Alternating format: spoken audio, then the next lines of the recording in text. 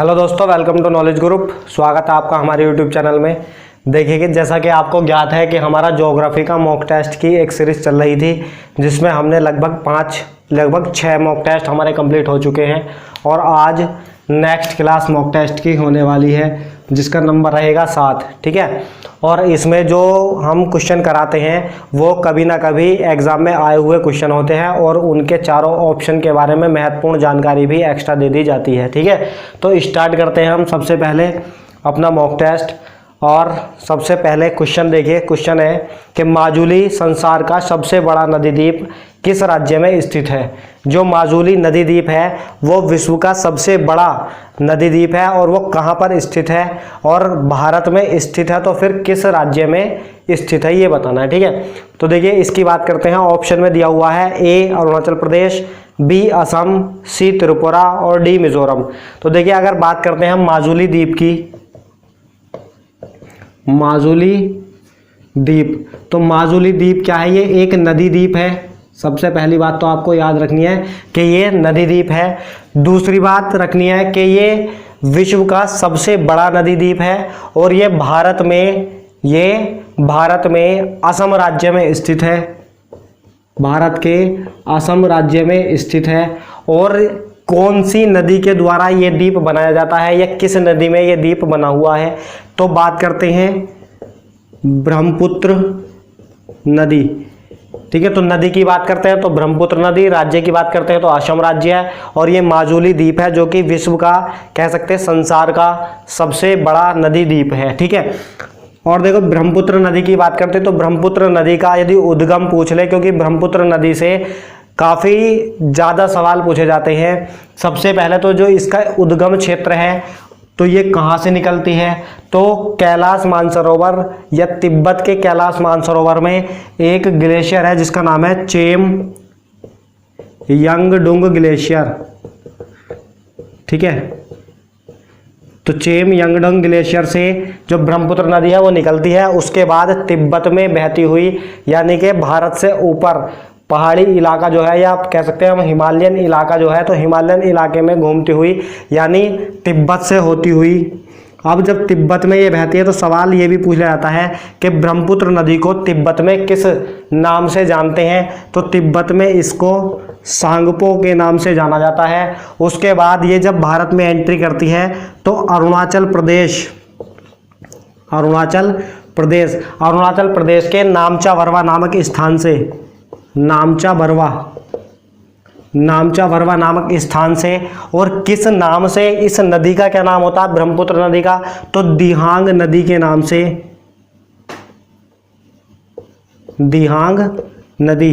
दिहांग नदी के नाम से भारत में प्रवेश करती है। ध्यान रखना किस राज्य से प्रवेश करती है, अरुणाचल प्रदेश।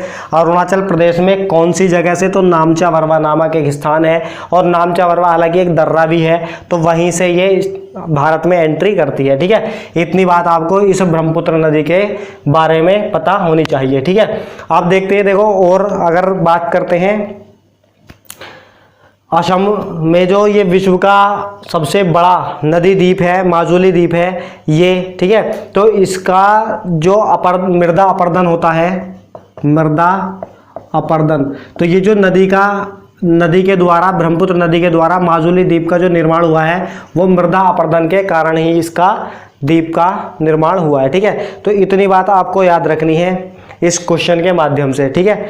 चलते हैं अगले क्वेश्चन की ओर। और अगले क्वेश्चन में दिया हुआ है भारत में कितने मुख्य बंदरगाह हैं। भारत में कितने मुख्य बंदरगाह हैं। ठीक है। तो भारत में मुख्य बंदरगाहों की संख्या पूछी गई है और बंदरगाहों से काफ़ी सवाल बनते हैं। देखो समझते हैं इस सवाल को। सबसे पहले तो देखो जो भारत है, तो भारत के अंदर यदि हम बड़े बंदरगाह की बात करते हैं, बड़े बंदरगाह, तो बड़े बंदरगाह की संख्या तो 13 मिलती है, और कुछ छोटे प्रकार के बंदरगाह हैं तो छोटों की संख्या 200 मिलती है। ठीक है। अब देखो अगर इसमें ऑप्शन की बात करते हैं तो ऑप्शन में 6 9, 10 और 12 दिया हुआ है। ठीक है, तो देखो 12 किस हिसाब से है, क्योंकि ये जो 13 है तो इनमें से एक बंदरगाह जो है वो अंडमान निकोबार द्वीप समूह जो है तो वहां पर स्थित है, जिसका नाम पोर्ट ब्लेयर है। और सबसे बाद में जो बंदरगाह विकसित किया गया है वो वही है, सबसे नया बंदरगाह पोर्ट ब्लेयर ही है। ठीक है, अब देखो समझते हैं बंदरगाह ये जो 13 हैं, अब हमसे जो पूछे जाते हैं एग्जाम में वो बड़े बंदरगाह ही पूछे जाते हैं, यानी इन 13 में से ही कोई सा बंदरगाह पूछ लिया जाता है। ठीक है, अब देखो यदि हम समझने की कोशिश करते हैं कि ये बंदरगाह किस तरीके से हैं, तो देखो ये हमारा दक्षिण भारत है। अब बंदरगाह मिलेंगे कहाँ पर, जो तटीय क्षेत्र होगा, तटीय स्थान होगा। ठीक है, क्योंकि जो क्षेत्र समुद्र के किनारे होगा वहीं पर बंदरगाह होंगे। बंदरगाह क्या बोलते हैं, जहाँ पर जहाज जो होते हैं, जहाज में माल या तो माल उतारा जाता है या उसमें लादा जाता है, तो वहीं पर क्या होते हैं, बंदरगाह होते हैं। यानी जो हमारे जहाज होते हैं तो जहाज को एक खड़ा करने का स्थान जो है, या कह सकते हैं हम उसका जो स्टेशन है, आवागमन का स्थान है, उसको बंदरगाह बोलते हैं। ठीक है, तो अब देखते हैं बंदरगाह कहाँ पर है। तो देखो सबसे पहले तो ये गुजरात राज्य पड़ता है। ठीक है, गुजरात। ठीक, इसके नीचे पड़ता है मुंबई, फिर ये गोवा, फिर कर्नाटक, यहाँ पर केरल, यहाँ पर तमिलनाडु, यहाँ पर आंध्र प्रदेश, फिर उड़ीसा और इधर पश्चिम बंगाल। ठीक है, ये राज्य सारे के सारे इसी तरीके से याद होने चाहिए, पता होना चाहिए कि कौन से राज्य कहाँ पर है। ठीक है, तो देखो अगर हम गुजरात की बात करते हैं तो गुजरात में एक राज्य बंदरगाह है जिसका नाम है कांडला बंदरगाह। ठीक है, जो भारत का सबसे पुराना बंदरगाह कहा जाता है। तो ध्यान रखना, सवाल ये भी पूछ लेता है कि भारत का सबसे पुराना बंदरगाह कौन सा है, तो कांडला है। ठीक है, किस प्रकार का बंदरगाह है ये, तो प्राकृतिक बंदरगाह है, प्राकृतिक बंदरगाह है। और ये जो कांडला बंदरगाह है, इसके ये मतलब जो सिंधु घाटी सभ्यता थी, तो सिंधु घाटी सभ्यता में भी इस कांडला बंदरगाह के अवशेष पाए गए थे, या कह सकते हैं कि इसका जो जायजा लिया गया बाद में तो पता चला कि ये जो कांडला बंदरगाह है ये सिंधु घाटी सभ्यता के समय का ही एक बंदरगाह है। ठीक है, उसके बाद करते बात महाराष्ट्र की, तो महाराष्ट्र में एक बंदरगाह है जिसका नाम है मुंबई बंदरगाह। अब ये जो मुंबई बंदरगाह है, इससे सवाल पूछा जाता है। सबसे पहले सवाल तो ये पूछता है कि भारत के अंदर सबसे बड़ा बंदरगाह, तो सबसे बड़ा बंदरगाह मुंबई बंदरगाह है। ठीक है, सबसे बिजी बंदरगाह, तो बिजी बंदरगाह भी मुंबई है। एक पूछा जाता है कि भारत का प्रवेश द्वार, तो अगर भारत के प्रवेश द्वार की बात करते हैं तो भारत का प्रवेश द्वार किस बंदरगाह को बोलते हैं हम, तो मुंबई बंदरगाह को ही बोलते हैं। ठीक है, अब ये सबसे ज़्यादा बिजी था, यानी जितने भी अधिकतर जो जहाज वगैरह आते थे, जो व्यापारी आते थे, वो मुंबई बंदरगाह, मुंबई पोर्ट पर ही आते थे। तो फिर इस बंदरगाह पे काफ़ी सारा वजन यानी भार हो गया, तो उस भार को कम करने के लिए एक बंदरगाह और विकसित किया गया मुंबई में ही, जिसको हम बोलते हैं, जिसका नाम है जवाहरलाल नेहरू बंदरगाह। ठीक है, और उसका जो प्राचीन नाम था, तो उसका प्राचीन नाम था नाहवा सेवा। ठीक है, तो नाहवा सेवा जो बंदरगाह है वो मुंबई बंदरगाह के भार को कम करने के लिए बनाया गया, जिसका वर्तमान नाम है जवाहरलाल नेहरू बंदरगाह। ठीक है, जवाहरलाल नेहरू के नाम पर इस नाहवा सेवा बंदरगाह का नाम रखा गया। ठीक है, दूसरी बात, सवाल कभी कभी ये पूछ लिया जाता है कि जो युद्ध सामग्री वगैरह है, तो वो जो युद्ध सामग्री है, या कह सकते हैं हम कि जो जहाजी बेड़ों के लिए जो युद्ध सामग्री वगैरह या युद्ध पोत वगैरह चाहिए होते हैं, तो युद्ध पोत कहाँ पर मिलते हैं, तो वो मुंबई के पास में एक स्थान है मझगांव। ठीक है, मझगांव, तो ये जो है युद्ध पोत के लिए फेमस है मझगांव। कभी कभी इससे भी सवाल पूछ लिया जाता है। ठीक है, बात करते हैं आगे गोवा, तो गोवा में एक बंदरगाह है जिसका नाम है मार्म गोवा। ठीक है, मार्म गोवा करके गोवा में बंदरगाह है। फिर बात आती है कर्नाटक की, तो जो कर्नाटक है, कर्नाटक का बंदरगाह का नाम है न्यू मंगलोर कर्नाटक के बंदरगाह है। और इस न्यू मंगलोर को कॉफ़ी बंदरगाह भी बोलते हैं, या कॉफ़ी बंदरगाह के नाम से भी जानते हैं। क्यों? क्योंकि कर्नाटक में कहवा यानी कॉफ़ी सबसे अधिक होती है, तो इसलिए न्यू मंगलोर को कॉफ़ी बंदरगाह भी हम कहते हैं। ठीक है, नीचे आता है केरल, तो जो केरल का बंदरगाह है, केरल के बंदर का नाम है कोची बंदरगाह। या कोची पोर्ट, ठीक है। और ये जो कोची पोर्ट है, इस कोची पोर्ट को मसाला बंदरगाह के नाम से हम जानते हैं, ठीक है। यह मसाला पोर्ट के नाम से जाना जाता है इस कोची बंदरगाह को, ठीक है। तो ये जो हमारे बंदरगाह हैं, इन बंदरगाहों को हम बोलते हैं पश्चिमी बंदरगाह या पश्चिमी घाट के बंदरगाह। अब ये जो पश्चिमी घाट के बंदरगाह है, ये इनमें से एक बंदरगाह को छोड़ करके, यानी कांडला बंदरगाह को छोड़ करके सारे के सारे जो बंदरगाह हैं वो सब कृत्रिम है, यानी एकमात्र जो है प्राकृतिक वो यही है, ठीक है। यानी कि कांडला बंदरगाह जो है ये प्राकृतिक है, बाकी सब कृत्रिम बंदरगाह। बात करते हैं पश्चिमी घाट के बंदरगाह, तो देखो यहाँ पड़ता तमिलनाडु, तो तमिलनाडु में 3 बंदरगाह देखने को मिलते हैं। तमिलनाडु में 3 बंदरगाह देखने को मिलते हैं। सबसे पहले तो मिलता है तूतीकोरिन बंदरगाह, और ये जो तूतीकोरिन बंदरगाह पड़ता है ये मन्नार की खाड़ी में पड़ता है। ध्यान रखना, कभी कभी सवाल पूछ लिया जाता है कि मन्नार की खाड़ी का बंदरगाह कौन सा है, तो वो तूतीकोरिन बंदरगाह है। फिर एक बंदरगाह है यहाँ पर एन्नोर बंदरगाह, और एक है चेन्नई बंदरगाह, ठीक है। तो ये 3 बंदरगाह हैं, चेन्नई बंदरगाह, एन्नोर बंदरगाह और तूतीकोरिन बंदरगाह। ये तीनों बंदरगाह कहाँ पर है, तो ये स्टेट पड़ता तमिलनाडु में है, ठीक है। उसके बाद चलते हैं आंध्र प्रदेश में, तो आंध्र प्रदेश में जो बंदरगाह है उसका नाम है विशाखापट्टनम। तो विशाखापट्टनम नाम का बंदरगाह जो है वो आंध्र प्रदेश में है। और ये जो विशाखापट्टनम नाम का बंदरगाह है ये पूर्वी घाट का सबसे बड़ा बंदरगाह है, ठीक है। आगे चलते हैं फिर इसके ऊपर उड़ीसा, तो उड़ीसा की बात करते हैं, तो उड़ीसा में बंदरगाह मिलता है पारादीप बंदरगाह। तो पारादीप बंदरगाह उड़ीसा में है। और इसके बाद ऊपर बात करते हैं तो यह आता पश्चिम बंगाल में जो बंदरगाह है उसका नाम मिलता है हल्दिया बंदरगाह या हल्दिया पोर्ट, ठीक है। तो इस तरीके से हमारे लगभग देखो 1 2 3 4 5 6 7 8 9 10 11 12 13, ये 13 बंदरगाह हो गए, जिनमें से हमारा इसमें एक छोटा बंदरगाह है जिसको हम बोलते हैं मार्मगोआ, ठीक है। तो इसलिए जो बड़े बंदरगाह वो यहाँ पर 12 मिलते हैं, और एक बंदरगाह हमारा यहाँ मिलता है जो अंडमान और निकोबार में स्थित है, ठीक है। और इसको बोलते हैं पोर्ट ब्लेयर बंदरगाह, और सबसे नया बंदरगाह भी यही है। कभी कभी सवाल पूछा जाता कि भारत का सबसे नया बंदरगाह कौन सा है, तो पोर्ट ब्लेयर बंदरगाह सबसे नया बंदरगाह है, ठीक है। तो ये हमारे बंदरगाह थे, तो उम्मीद करता हूँ आपको समझ में आया होगा। तो जो अगर आपको ऑप्शन में 12 मिले तो 12 लगा देना, क्योंकि वो जो ऑप्शन मिले हैं आपको वो हमारे जो हमारे भारत की मुख्य पृष्ठभूमि है तो उसके आधार पर ऑप्शन 12 मिला है ना। हालांकि 13वां बंदरगाह पोर्ट ब्लेयर भी हमारा भारत में ही शामिल है, ठीक है। तो चलते हैं अगले सवाल की ओर, और अगला सवाल देखते हैं। अगले सवाल में पूछा गया है साइलेंट वैली स्थित है, तो साइलेंट वैली कहाँ पर स्थित है ये हमें बताना है।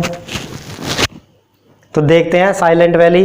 देखो जो साइलेंट वैली है, या जिसको हम शांत घाटी या मौन घाटी के भी नाम से जानते हैं, शांत घाटी या मौन घाटी, तो देखो ये जो देखने को मिलती है ये केरल राज्य में देखने को मिलती है, शांत घाटी या मौन घाटी, ठीक है।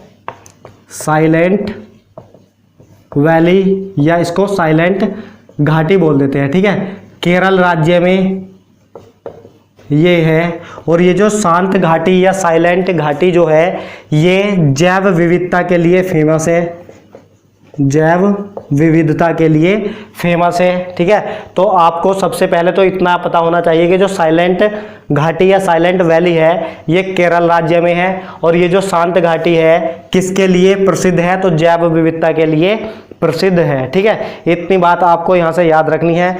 एक सवाल इसमें कभी कभी ये पूछा जाता है कि साइलेंट जो वैली है, साइलेंट वैली में किस प्रकार के वन पाए जाते हैं, तो इसमें उष्ण कटिबंधीय वर्षा वन पाए जाते हैं, उष्ण कटिबंधीय वर्षा वन, उष्ण कटिबंधीय वर्षा वन साइलेंट वैली या शांत घाटी में पाए जाते हैं, ठीक है। एक क्वेश्चन और यहाँ से बन जाता है कि इसमें किस प्रकार की प्रजातियां पाई जाती हैं, ठीक है। प्राणियों की, जीवों की प्रजातियां यहाँ पर पाई जाती हैं, तो हम लिख सकते हैं कि पादपों और प्राणियों की दुर्लभ प्रजाति पाई जाती है, ठीक है। पादपों व प्राणियों की दुर्लभ प्रजाति दुर्लभ प्रजाति यहाँ पर पाई जाती है। इतने पॉइंट हमें याद रखने हैं साइलेंट घाटी से, ठीक है। कहाँ पर है? केरल राज्य में है, ठीक है। चलते हैं अगले सवाल पर, और अगला सवाल में हमसे पूछा गया है किस राज्य में राष्ट्रीय उद्यान वैली ऑफ फ्लावर्स स्थित है, ठीक है। तो वैली ऑफ फ्लावर्स कहाँ पर है? और इस वैली ऑफ फ्लावर्स का मतलब क्या होता है? फूलों की घाटी, ठीक है। वैली ऑफ फ्लावर, ठीक है, मतलब क्या होता है इसका? फूलों की घाटी, ठीक है। तो फूलों की घाटी या वैली ऑफ फ्लावर कहाँ पर है? तो आप सबको पता है ये कहाँ पर है, किस राज्य में है? उत्तराखंड में, उत्तराखंड राज्य में स्थित है। उत्तराखंड राज्य कब बना था? सन 2000 में यूपी से अलग होकर के बनाया गया था, ठीक है। सन 2000 में 3 राज्य बनाए गए थे, एक तो उत्तराखंड, एक छत्तीसगढ़ और एक झारखंड, ठीक है। ये 3 राज्य सन 2000 में नए बनाए गए, उत्तराखंड, छत्तीसगढ़ और झारखंड, ठीक है। अगर हम बात करते हैं इसमें और राज्यों की, देखो इसमें या कह सकते हैं हम जैसे कि वैली ऑफ फ्लावर या फूलों की घाटी, ये क्या है? एक प्रकार का नेशनल पार्क है, राष्ट्रीय उद्यान है, ठीक है। अगर हम बात करते हैं कि उत्तराखंड में और नेशनल पार्क कौन कौन से होते हैं या कौन कौन से नेशनल पार्क यहाँ पर स्थित है, ठीक है, उत्तराखंड में, तो उत्तराखंड के नेशनल पार्क की बात करते हैं तो एक सबसे इम्पोर्टेंट मिलता है कॉर्बेट, या कह सकते हैं जिम कॉर्बेट नेशनल पार्क, जो कि भारत का सबसे पुराना नेशनल पार्क है, जिसका नाम है जिम कॉर्बेट नेशनल पार्क। एक मिलता है Rajaji national park, Rajaji national park. एक मिलता है नंदा देवी नेशनल पार्क, और मिलता है गंगोत्री नेशनल पार्क। एक है गोविंद नेशनल पार्क, ठीक है। तो ये 5-6 नेशनल पार्क आपको याद रखने हैं, कभी कभी सवाल इन नेशनल पार्क से डायरेक्ट पूछ लिया जाता है, ठीक है। अगर हम बात करते हैं इसमें दिए गए और ऑप्शनों में, तो ये ऑप्शन दिए हुए हैं इसमें, उत्तराखंड हमने कवर कर लिया है। एक ऑप्शन है हमारा जम्मू कश्मीर, तो जम्मू कश्मीर के यदि नेशनल पार्क हम देखते हैं कि जम्मू कश्मीर में कौन कौन से नेशनल पार्क हैं, तो सबसे पहले नाम आता है हेमिस नेशनल पार्क, जो कि भारत का सबसे बड़ा और सबसे ऊंचाई पर स्थित नेशनल पार्क है, जिसका नाम हेमिस नेशनल पार्क है, ठीक है। तो हेमिस नेशनल पार्क जम्मू कश्मीर में है। अगर और देखते हैं तो दाची-ग्राम नेशनल पार्क, दाची-ग्राम नेशनल पार्क, ये भी जम्मू कश्मीर में है। यदि और देखते हैं तो इसमें मिलता है सालिम अली नेशनल पार्क, सालिम अली नेशनल पार्क भी जम्मू कश्मीर में ही स्थित है, ठीक है। और देखिए आगे देखते केरल, तो केरल राज्य की यदि बात करते हैं, केरल में स्थित नेशनल पार्क, तो पेरियार नेशनल पार्क। एक है Eravikulam national park, Eravikulam national park, तो Periyar national park, Eravikulam national park, Silent Valley national park, ठीक है, जो अभी हमने लास्ट क्वेश्चन में देखा था, साइलेंट वैली नेशनल पार्क, ये सब केरल में स्थित है। इससे नेक्स्ट ऑप्शन देखते हैं तो हिमाचल प्रदेश में एक तो ग्रेट हिमाचल नेशनल पार्क है, ग्रेट हिमाचल नेशनल पार्क। और बात करते हैं इसमें, तो इसमें मिलता है पिन घाटी नेशनल पार्क। एक मिलता है यहाँ पर शिकारी देवी नेशनल पार्क। तो ये नेशनल पार्क मिलते हैं जो हमें इन 3 राज्यों में देखने को मिलते हैं, ठीक है। जम्मू कश्मीर में हेमिस, दाची-ग्राम और सालिम अली नेशनल पार्क, केरल में Periyar, Eravikulam, Silent Valley national park, Himachal Pradesh में ग्रेट हिमाचल, पिन घाटी और शिकारी देवी, ठीक है। तो ये हमारा क्वेश्चन कंप्लीट होता है। चलते हैं अगले क्वेश्चन पर। अगले क्वेश्चन में पूछा गया है भारत का प्रथम राष्ट्रीय उद्यान कौन सा है।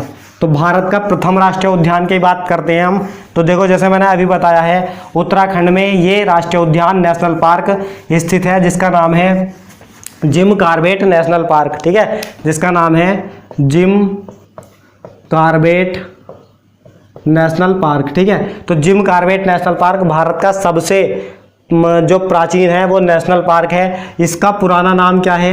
तो इसका पुराना नाम है हैली नेशनल पार्क। ठीक है, कहाँ पर है ये?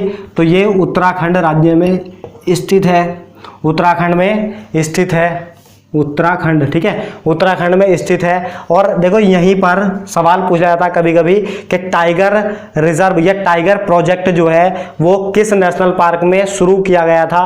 तो जिम कॉर्बेट में ही जो हमारा टाइगर प्रोजेक्ट स्टार्ट हुआ था। ठीक है, टाइगर प्रोजेक्ट कब स्टार्ट हुआ था टाइगर प्रोजेक्ट?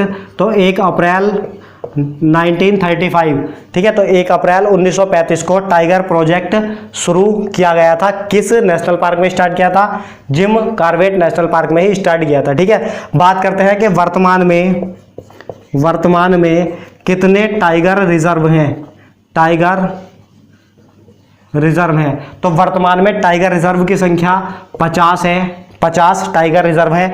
बात करते हैं सबसे लार्जेस्ट, ठीक है, लार्जेस्ट टाइगर रिजर्व। तो लार्जेस्ट टाइगर रिजर्व की यदि हम बात करते हैं तो उसमें आता है नागार्जुन सागर, नागार्जुन सागर टाइगर रिजर्व। ये नागार्जुन सागर टाइगर रिजर्व कहाँ पर है? तो ये मिलता है आंध्र प्रदेश में। ठीक है, अब जब हमने लार्जेस्ट देख लिया तो स्मॉलेस्ट भी देख लेते हैं, यानी कि छोटा, सबसे छोटा टाइगर रिजर्व कौन सा है? तो सबसे छोटा टाइगर रिजर्व की बात करते हैं तो देखने को मिलता है पेंच, पेंच टाइगर रिजर्व। कहाँ पर है ये?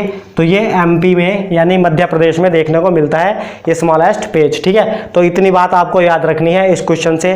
चलते हैं अगले सवाल पर, और अगले सवाल में पूछा गया है कि भरतपुर पक्षी अभयारण्य किस राज्य में स्थित है? ठीक है, तो भरतपुर पक्षी अभयारण्य किस राज्य में स्थित है इसको बताना है। तो भरतपुर नेशनल पार्क या कह सकते हैं हम पक्षी अभयारण्य, काफ़ी इंपॉर्टेंट है, कई बार एग्जाम में ये पूछा गया है। ठीक है, तो बात करते हैं हम भरतपुर की। तो देखिए जो भरतपुर नेशनल पार्क है तो ये देखने को मिलता है राजस्थान में।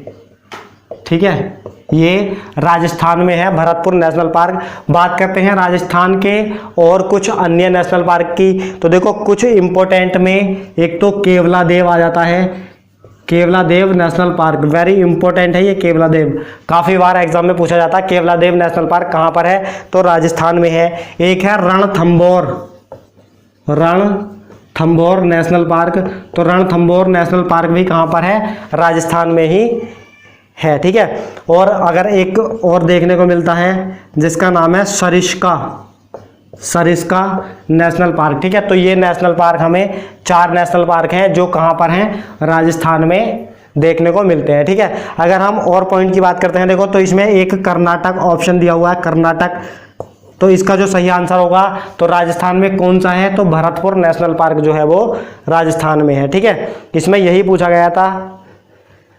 ठीक है, कि भरतपुर पक्षी अभयारण्य किस राज्य में है? तो वो राजस्थान में है। अब देखो कर्नाटक भी ऑप्शन में दिया हुआ, तो कर्नाटक के नेशनल पार्क भी हम एक बार देख लेते हैं कौन कौन से हैं। तो देखो कर्नाटक में एक तो देखने को मिलता है बांदीपुर नेशनल पार्क। ठीक है, बांदीपुर नेशनल पार्क। एक मिलता है केंद्रमुख, केंद्रमुख नेशनल पार्क, तो Bandipur national park, Kendramukh national park. एक है बेन्नरे घट्टा national park,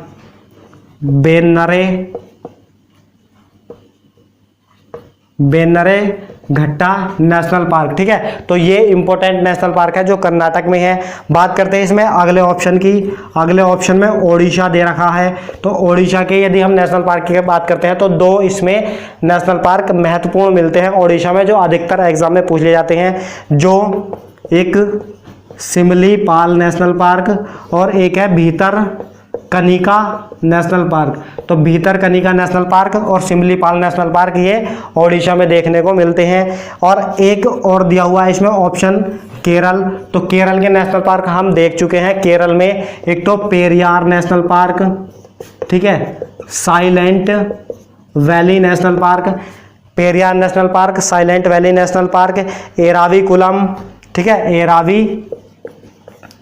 Eravikulam national park. तो ये कुछ इंपॉर्टेंट नेशनल पार्क हैं जो आपको याद रखने हैं। ठीक है, चलते हैं अगले सवाल की ओर। और अगले सवाल में पूछा गया हमसे,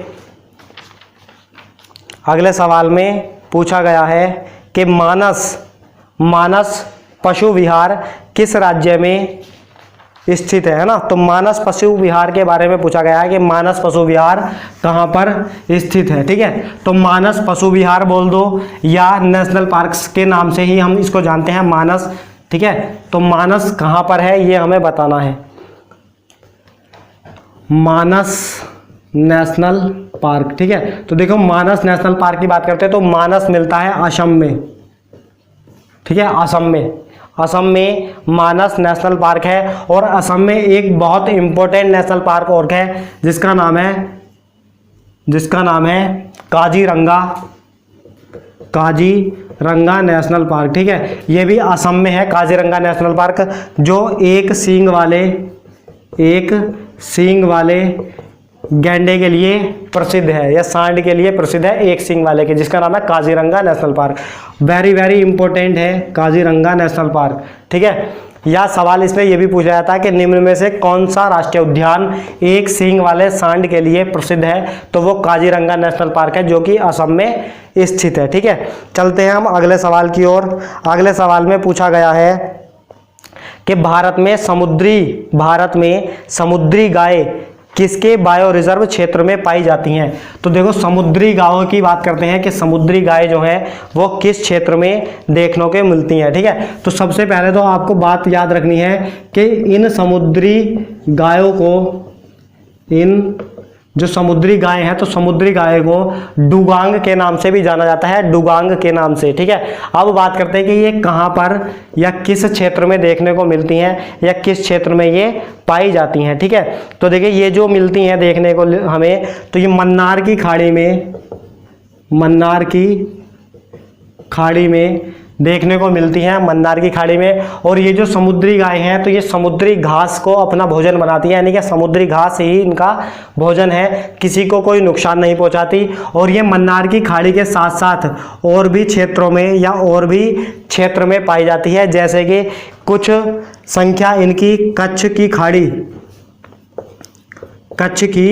खाड़ी में भी मिलती है। ठीक है, कच्छ की खाड़ी में भी मिलती है, कुछ पाक की खाड़ी में भी मिलती है, पाक की खाड़ी, तो कच्छ की खाड़ी, पाक की खाड़ी। और यदि हम बात करते हैं कि कुछ संख्या इनकी अंडमान निकोबार में भी देखने को मिलती है। ठीक है, अंडमान निकोबार में भी देखने को मिलती है। ठीक है, ये एक समुद्री स्तनधारी जीव है या जानवर है। ठीक है, समुद्री स्तनधारी है ये। तो इतनी बात आपको यहाँ से याद रखनी है इस क्वेश्चन के माध्यम से। ठीक है, आगे चलते हैं अगले क्वेश्चन पर। अगले क्वेश्चन में पूछा गया है कि कान्हा नेशनल पार्क कहाँ पर स्थित है। तो कान्हा नेशनल पार्क कहाँ पर स्थित है ये अभी लास्ट क्वेश्चन में हमने बताया। तो कान्हा नेशनल पार्क की बात करते हैं, ये कहाँ पर है। तो कान्हा नेशनल पार्क देखने को मिलता है मध्य प्रदेश में। ठीक है, तो मध्य प्रदेश में और बात करते हैं। देखो एक तो कान्हा नेशनल पार्क मिलता है, एक पेंच नेशनल पार्क मिलता है। ठीक है, कान्हा है, पेंच है, एक माधव नेशनल पार्क है। ठीक है, एक संजय गांधी नेशनल पार्क है, संजय गांधी नेशनल पार्क। तो ये कुछ इंपॉर्टेंट नेशनल पार्क है जो कि मध्य प्रदेश में स्थित है। ठीक है, अगर इसमें और बात करते हैं अगले क्वेश्चन की, तो इससे ये काफ़ी जानकारी है। नेशनल पार्क याद होने चाहिए सारे के सारे राज्यों के। ठीक है, तो काफ़ी सारे नेशनल पार्क विभिन्न राज्यों के मैं बता चुका हूँ। और अब देखते हैं अगला क्वेश्चन। और अगले क्वेश्चन में पूछा गया है विश्व का एकमात्र पिलावी राष्ट्रीय पार्क कहाँ पर है। ठीक है, तो देखो पिलावी राष्ट्रीय पार्क पूछा गया है इसमें। तो पहली बात तो पिलावी का मतलब समझते हैं, पिलावी का मतलब क्या है, पिलावी राष्ट्रीय पार्क। तो देखो पिलावी जो है इसको तैरता हुआ नेशनल पार्क या इंग्लिश में फ्लोटिंग नेशनल पार्क बोलते हैं, फ्लोटिंग नेशनल पार्क, यानी कि तैरता हुआ राष्ट्रीय पार्क कहाँ पर है। ठीक है, और ये जो तैरता हुआ राष्ट्रीय पार्क है इसका नाम क्या है। तो इसका नाम है काबुल